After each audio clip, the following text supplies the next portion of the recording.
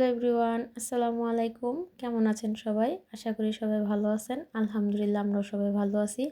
আমি রেহানা মনি স্পেন থেকে বলছি। তো গতকালকে আমি দই বসাইছিলাম। ওই দইটাই মাহিম স্কুল থেকে আসার পরে বলতেছে যে আম্মু তুমি কি দইটা বের করে ফ্রিজে রাখছিলে? আমি বলি যে আমার তো মনে ছিল না। তো এখন স্কুল থেকে আসছে দুপুর 12:30 বাজে। তো এখন আসার পরে দইটা বের করলাম, মাশাল্লাহ খুব সুন্দর জমছে। তো এটা এখন ফ্রিজে রাখবো। আর এদিকে হচ্ছে আমার একটা তিমু থেকে একটা পার্সেল আসছে। এটা গত 1 মাস আগে অর্ডার করছিলাম, তাও পুরা সেটটা আসে নাই, শুধু কাপগুলো আসছে। তো আমি একটু ভয়ে ভয়ে ছিলাম যদি ভাঙা যায় বা কি আসে বিষয় এরকম।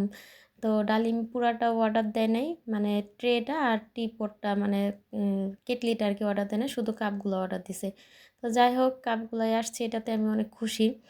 আলহামদুলিল্লাহ যতটা ভয় পাইছিলাম একটা কাপও ভাঙে নাই। আর খুবই ভালো কোয়ালিটির, মানে আমার কাছে তো খুবই ভালো লাগছে। আর আমার মনে হইতেছে যে আমি এটা বাংলাদেশে নিয়ে যাব, যদি পারি আরেকটা সেট কিনবো। তো যাই হোক এখানে হচ্ছে দুপুরবেলা আসছে।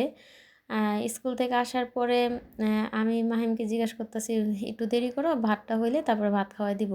কিন্তু না, গতকালকের মুরগির মাংস রান্না করা ছিল, শুধু মাংস মানে ঝোল আর আলু ছিল, মাংস একটাও ছিল না। তো বলতেছে যে রুটি দাও, রুটি খাবো। এই যে এখানে দুষ্টামি করতেছিল আমার সাথে যে রুটি মজা। আমি বলি রুটির মধ্যে কী পাও, দুপুরবেলা মানুষ রুটি খায়। তো বলতেছে যে না এখন চা বানাও, চা খাবো আর রুটি খাবো। তো চা তো আমি অবশ্যই খাইবো, কারণ আহ, একটু ঘুম থেকে ওঠার পরে চা না খেলে মাথা ঠিক থাকে না। তো যাই হোক এখানে চা বসাইলাম, ভাতও বসাইছি ওই যে দেখতে পারতেছেন। কিন্তু ভাত ওরা খাবে না, খাবে হচ্ছে রুটি। তো এই যে এদিকে হচ্ছে ডালিমটাও দিলাম 2টা রুটি।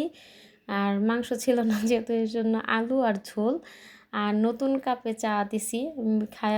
মানে ওরে বললাম যে তুমি খায়া বলো যে চায়ের টেস্টটা কি অন্যরকম আসছে কিনা। তো ও আবার খাওয়ার পরে দুষ্টামি করছে যে হ্যাঁ, চাটা আজকে অমৃত লাগছে, মানে অনেক মজা হয়েছে, মানে নতুন কাপে খাইলাম এসে। যাই হোক দুষ্টামি করছে। তো আজকে বিকালে যাব হচ্ছে এই যে ডালিমে নিয়ে গেল বাসা, যেহেতু দোকানের সাথেই, তো খাবার টাবার দিতে কোনো প্রবলেম হয় না। তো ওরা খাওয়া দাওয়া শেষ করে চলে গেছে। তো চলে যাওয়ার পরে আমার ভালো লাগতেছিল না, আমি ঘর টর ক্লিন করে রান্না বান্না সব কিছুই ছিল, কিন্তু ওরা তো আর ভাত টাত খায় নাই। তো আমি সব কিছু পরিষ্কার টরিষ্কার করে এখানে হচ্ছে 2টা ফ্রিজের থেকে বের করে আমি মানে খাইতেছিলাম যে 2টা খাইতে কেমন হয়েছে দেখি। বা আসলে 2টা আমি বানাইছি বললা না, 2টা আসলে মজা হয়েছে। আর মাশাল্লাহ খুব সুন্দর জমছেও। তো আমি যেহেতু হিটারে মানে একটা মেশিনের মাধ্যমে 2টা বসাই, তো মাশাল্লাহ 2টা খুব সুন্দরভাবে জমে।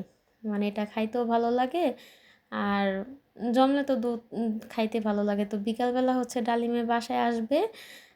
আসার পরে আমরা যাব হচ্ছে মেরকাদোনায়, মানে মুরগির মাংস আনতে। তো এর আগে ডালিমে এখানে হচ্ছে লাচ্ছি বানাবে। তো লাচ্ছিটা অনেক মজা হয়েছিল। তা আশা করি আমার ব্লগটি আপনাদের ভালো লাগবে। আর যদি ভালো লাগে অবশ্যই লাইক করবেন আর কমেন্ট করে আপনাদের মূল্যবান মতামত জানাবেন। আর আমি যদি কথা কোনো ভুল ত্রুটি হয়ে থাকে প্লিজ ক্ষমা সুন্দর দৃষ্টিতে দেখবেন। মানুষ বলতেই ভুল হয়, আমি তার অন্য কিছু না যে আমার ভুল হবে না, আমারও ভুল হতে পারে। তো আপনারা ক্ষমা সুন্দর দৃষ্টিতে দেখবেন। আশা করি আমার ভুলগুলো আপনারা ধরায় দিবেন সুন্দরভাবে। তা আমি সংশোধন করার চেষ্টা করব। তো এখানে ডালিম ও দইটা খাইয়া বলতেছে দইটা অনেক মজা হয়েছে। আর মালিহা এখানে আমাকে বিচার দিতেছে যে বাবাই আমার মাথায় পানি ফালাইছে। মাথায় পানি ফালাইছে, এই জন্য আমি বললাম তুমি কেন পানি ফালাইছো। তো যাই হোক এখানে লাচ্ছি বানানো হচ্ছে।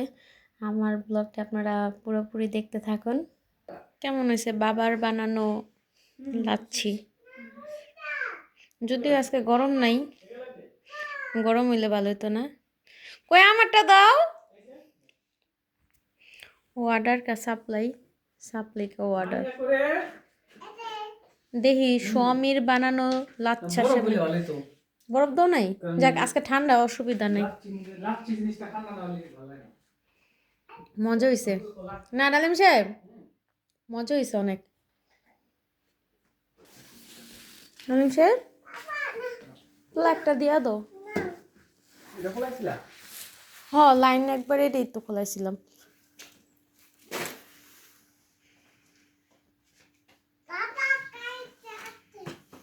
ওইসে এবার বোতলটা কই? ওর বোতল আনতে বলে আমি করে রাখলো। ওরে আল্লাহ, কত কামের, গাড়িতে রেখে দিছে। এই নো,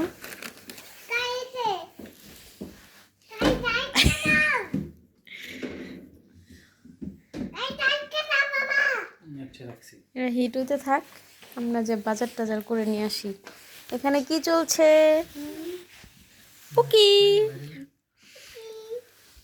বাসে আমরা ছাড়া আর কেউ নাই, পুরা ফাঁকা বাস। মালিহা, তোমার কেমন লাগতেছে? ভালো লাগতেছে? আমরা চলে এসেছি মেরকাদোনা।